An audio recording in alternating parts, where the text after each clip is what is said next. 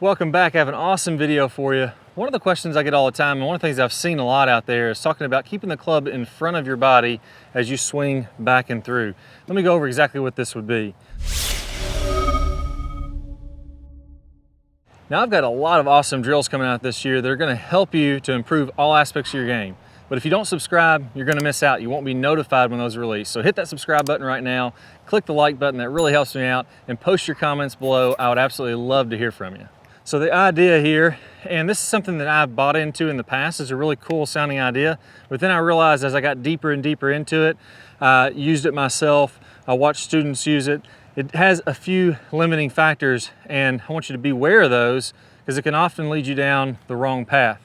So the idea here is that if I set up to this golf ball, and what I'm going to do in the backswing, if I just get rid of the rotation of my body, I'm just looking at what my hands and arms are doing and what the club is doing. In the backswing, the club, hands and arms would be doing this, going over my right shoulder, and then staying in front of my body in the downswing. So when I add rotation to that, it looks like this. Now that's a pretty nice looking top of the backswing position. But the part that's left out there is what happens in the downswing. A lot of times when I see players try to keep the club in front, what happens is the club is in front here. I'm okay with that, that's fantastic. But what happens if I keep the club in front of my body as my body starts to open up? My shoulders start unwinding. Now all of a sudden the club is pushed out here.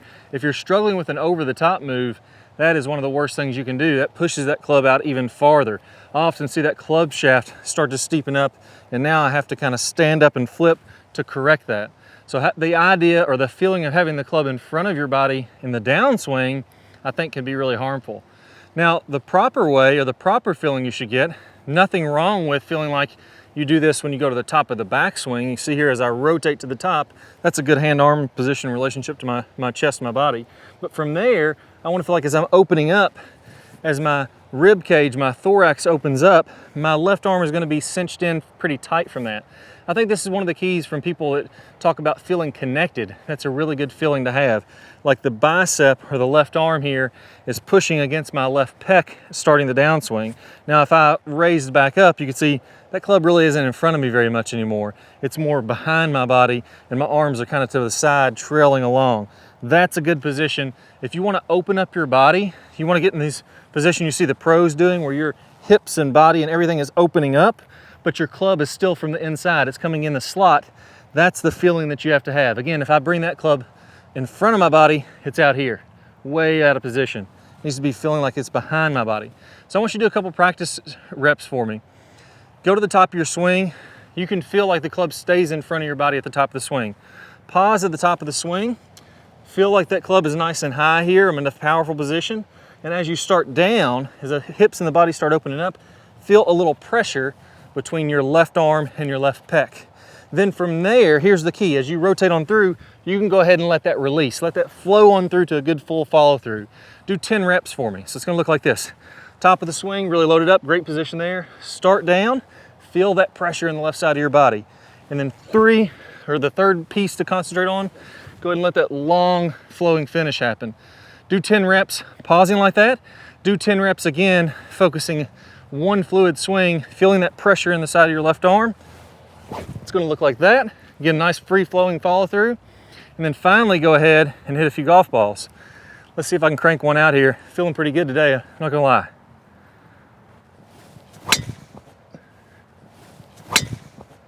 All right, not too bad there, going down the left center of the fairway. Felt like I hit that pretty solid. Now, where do we go from here? One thing that really ties in with this, the time that you're gonna feel like that left arm is against the chest the most is when your left arm is about parallel to the ground in the downswing, right in this zone in here. That's when the body's opening up, the left arm is nice and tight and connected. That also is the time that you're gonna have the most lag. You're gonna have the biggest angle between the club and the forearms. That can be a tricky thing for a lot of players to get.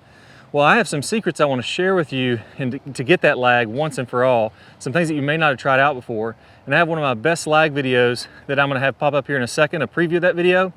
All you need to do is click the card that you're going to see somewhere on your screen, or if you don't see the card, click the link in the description down below and you'll get instant access. I can't wait to help you to get tons more lag. Let's go and get started.